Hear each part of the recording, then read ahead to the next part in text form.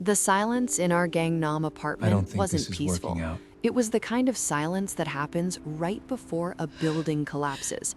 I sat across from him, Min Jae, the man I had moved 7,000 miles for, the man I had learned a new language for, the man who was I don't think currently this is folding working his out. hands on the table with the terrifying calmness of a CEO firing an intern. Nia, he said. He didn't look at me. He looked at a spot on the wall just past my ear. I've been thinking about our engagement. I froze. My teacup hovered halfway to my mouth. Thinking what, Min-jae? I think, he said, smoothing his tie, that monogamy is archaic for people like us, modern people. My heart did a strange, painful flip. Archaic? I think we should open the relationship, he said. He finally looked at me, searching for approval. Just physically. Emotionally, you're still my fiancé. You're still the one I'll marry. But I have needs. And, well, there is a colleague. She's Korean. She understands the pressure of my family in a way you just can't. The air left the room. It wasn't just the request. It was the reason. She's Korean. For 3 years, I had endured his mother's eyesight. I had endured the "you speak well for a foreigner" comments at his company dinners. I had stripped away parts of myself, my loud laughter, my bold fashion, my career in New York art galleries, to be small enough to fit into his world. And now he was telling me I was too small to satisfy him. "You're already sleeping with her," I whispered. It wasn't a question. Min Jae sighed, like I was being difficult. "Not technically. We've had lunches.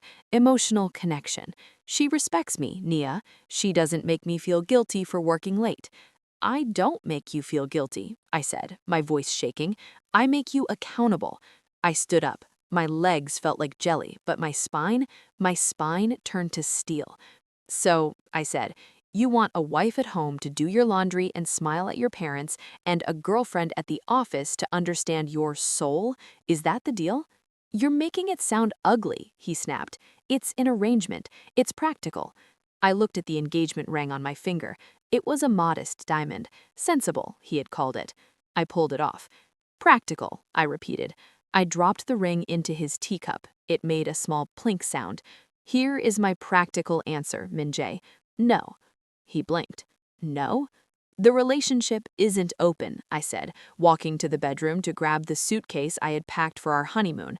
3 hours later, I was standing in front of a black lacquered door in an alleyway in Itaewon. I had nowhere to go, no apartment, no job, and thanks to Min Jae controlling our joint account, very little cash. But I had one thing. I clutched my heavy leather bag tighter. Inside were 5 West African bronze sculptures, my father's legacy. He had spent 40 years collecting them. He told me never to sell them unless it was a matter of life and death. Well, Dad, this felt like death. I knocked. A slit opened. I showed my invitation, one I had stolen from Min Jae's desk weeks ago. The door opened. The room smelled of old money, cigar smoke, and secrets.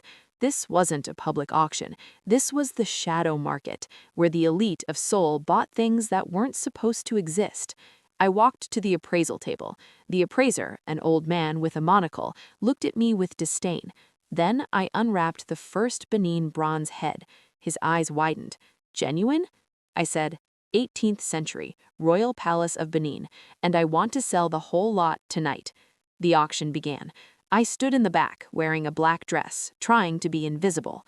Item 4, the Okafor collection. Bidding started at 10 million won. 20 million, a voice called, a heavy-set man in the front row, a real estate mogul. 30 million, another voice. I held my breath. This money was my ticket home, my restart button. Then the air in the room changed. It wasn't a sound, it was a temperature drop, a silence that rippled from the back of the room to the front. A man had entered. He was tall, dressed in a suit so black it seemed to absorb the light. He didn't walk, he glided. His face was sharp, handsome, and utterly terrifying. 50 million, the heavy-set mogul shouted, sweating now. The newcomer didn't shout. He didn't even raise his voice. He just lifted one finger. 200 million, his proxy said, calmly. The room gasped. The mogul turned around, furious. "Who do you think He choked on his words. He sat down immediately, staring at his shoes. 200 million, going once, the auctioneer stammered. Sold, to Chairman Kong. I let out a breath I didn't know I was holding. 200 million won. That was enough to buy a house in Lagos, enough to forget Min Jae ever existed. I went to the back office to sign the papers. The door opened.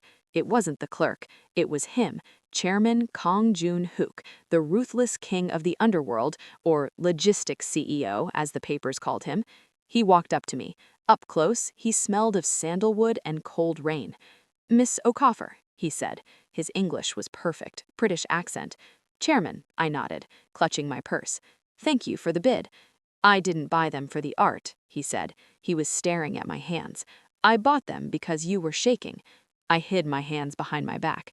"I'm not shaking." "You are," he said softly. He took a step closer.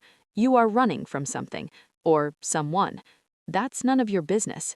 I just paid 200 million won for your family history. I think that buys me one honest answer. Why are you selling your father's soul in a basement in Itaewon?" I looked at him. I should have lied, but I was exhausted. Because I'd bet my future on the wrong man, and now I need to buy it back. His eyes, dark, endless, flickered. He looked amused and something else. "Hungry? Excuse me? You look like you haven't eaten since the heartbreak happened. Come, I know a place." I shouldn't have gotten in the car. It was a Maybach, bulletproof glass. The leather seats cost more than my student loans. We went to a private restaurant overlooking the Han River, the kind with no menu. We sat in silence, but it wasn't the suffocating silence I had with Min Jae. It was heavy, charged. "Eat," Kong said, pushing a plate of Wagyu beef toward me. "Why are you doing this?" I asked. "Charity?"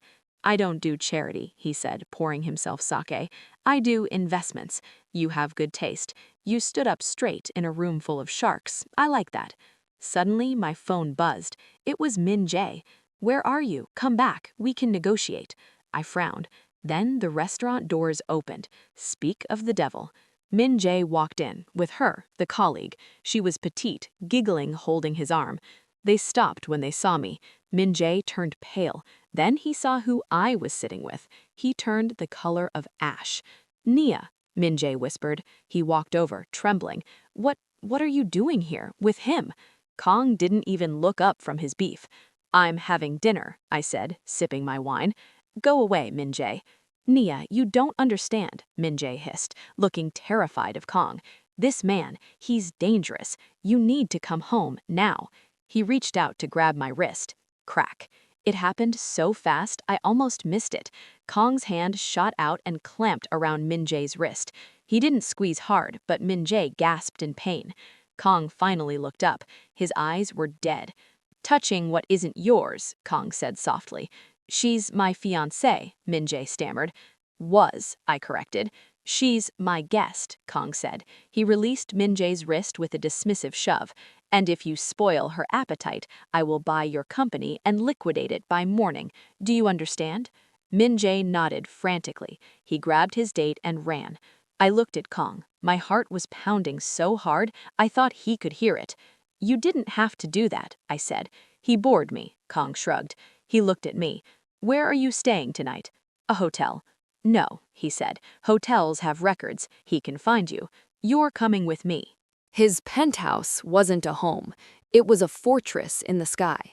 Glass walls, black marble, cold. "You can take the guest wing," he said. "Do not open the door for anyone but me." "Are you going to tell me what you really do?" I asked, standing in the middle of the vast living room. Because logistics doesn't usually involve breaking wrists. He stopped at the stairs. He turned back. "I keep order," he said, "in a city that loves chaos. Go to sleep, Naya. Tomorrow, the wolves will come." He was right. The next morning, I woke up to headlines. "Mystery woman with the Shadow King. Who is she? Chairman Kong's new obsession." My face was blurred, but my dress was visible. Min Jae had been calling me non-stop, 50 missed calls. I went to the kitchen. Kong was there, drinking espresso, reading a tablet. He was wearing a gray sweatsuit. It was the most human I'd seen him look. "You're famous," he said, without looking up. "I'm a target," I countered. "Everyone thinks I'm your mistress." "Let them. I care about my reputation." He stood up and walked over to me. He loomed over me. "Reputation is a story people tell you. Power is writing the story yourself. Use my name, Naya. Scare them with it. Let's see what you can do." He was challenging me. "Fine," I said. "If I'm playing the role, I need a wardrobe and access to a gallery." He smiled. A real smile. It was terrifyingly attractive. Done. 2 weeks later, I launched my exhibition. With Kong's backing, I rented the most exclusive space in Cheongdam-dong. I curated a show called Displaced Royalty, African art mixed with modern Korean minimalism. The opening night was packed. Everyone came to see the Shadow King's woman. Min Jae was there, lurking in the corner, looking miserable. I was holding court explaining a Yoruba mask to a senator when the lights flickered. Kong was by my side instantly. His hand hovered near the small of my back. "Something is wrong," he whispered. "Stay close." Suddenly, a waiter dropped a tray. Crash! As everyone looked at the glass, a man in the crowd lunged, not at Kong, at me. He had a knife. I saw the glint of silver. I couldn't move. Kong moved. He stepped in front of me. He caught the knife with his bare hand. Blood sprayed onto the white floor. He didn't even flinch. He twisted the assassin's arm, broke it, and kicked him to the ground. Panic erupted. Screams. Kong turned to me. His hand was dripping blood. "Are you hurt?" he demanded. "Your hand," I screamed. "You're bleeding." "Look at me." He grabbed my face with his clean hand. "Did he touch you?" "No, no." "Good." He dragged me out the back exit as his security team swarmed the building. Back at the penthouse, I was stitching up his hand. My hands were shaking again. "Stop shaking," he said through gritted teeth. "I stopped getting stabbed for me," I yelled back, tears streaming down my face. "I'm just a guest, remember? An investment." "You think this is business?" he asked. "What else could it be? You're the mafia king, and I'm just the girl who got dumped." He stood up, ignoring the needle. He pushed me against the marble counter. "You are the only person in this city who looks me in the eye," he growled. "You are the only one who doesn't want my money, just my safety. Do you think I bleed for investments?" He kissed me. It wasn't a gentle kiss. It was a desperate one. It tasted of copper and adrenaline. It was a claim. "I didn't choose an open relationship," he whispered against my lips. "I chose you. Only you. But happiness in our world is a beacon for enemies." The assassin had been sent by the Jang clan, Kong's rivals. They realized Kong had a weakness: me. 3 days later, I was taken.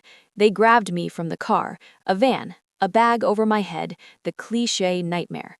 I woke up in a warehouse by the docks. Min Jae was there. "Min Jae?" I gasped. He was tied up next to me. They used me to get to you," Min Jae sobbed. "I told them where you'd be. I'm sorry, Naya. They said they'd pay off my debts." "You sold me." I looked at him with pure disgust. "You really are small." The door opened. Chairman Jang walked in. "So," he laughed, "this is the queen."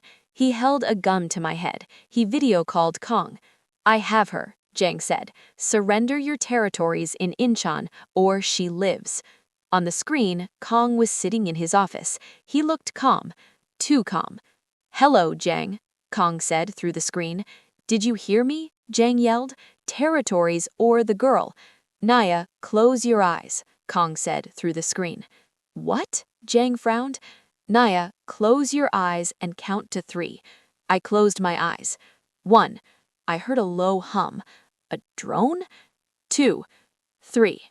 The glass skylight above us shattered. Men rappelled down from the ceiling. Smoke grenades hissed. Gunfire. It was chaos. I felt strong arms grab me. I smelled sandalwood. I opened my eyes. Kong was there. He was holding a gun, shooting over my shoulder with perfect precision. "I told you to keep your eyes closed," he shouted over the noise. "You're late," I yelled back. He smirked. "Traffic." We ran. The warehouse exploded behind us. The dust settled. The Jang clan was dismantled. Min Jae was arrested for conspiracy. Kong made sure the police had the evidence. I stood on the balcony of the penthouse, looking at the city. It was finally quiet. Kong walked out. His hand was bandaged. "You should go back to New York," he quietly said. "It's not safe here. You've seen that." I turned to him. "Are you firing me?" "I'm saving you. You nearly died." "I nearly died because I was a pawn. I don't want to be a pawn anymore." I walked over to him. I took his good hand. "I sold my father's art because I thought I had lost my history. I realized I can make new art, here." "With the criminal?" he asked, raising an eyebrow. "With a king," I corrected. I reached into my pocket. I pulled out a small box. Inside was a ring. Not a diamond, a band of black titanium and gold. "I'm proposing," I said, "since you men seem to be bad at it." He stared at the ring. The ruthless boss looked struck dumb. "It's not an open relationship," I warned. "If you take this, it's just us, till the wheels fall off." He laughed, a deep, rich sound that echoed over the city. He took the ring. He slid it onto his finger. "Just us," he vowed, "and if anyone tries to open the door, we burn them down." I finished. Min Jae wrote me a letter from prison. He asked for forgiveness. I burned it. I opened my own gallery in Seoul the next year. It's called The Fortress, and every night the Shadow King comes home to me, not to a mistress, not to a subordinate, but to his queen. And that is how you turn a breakup into an empire. If you loved this story, hit the like button until it breaks. Subscribe to the channel for more stories where the side character becomes the main event. Let me know in the comments, would you have forgiven the ex, or would you have burned the letter too? I'm Afro Korean Tales, and I'll see you in the next story. Stay dangerous.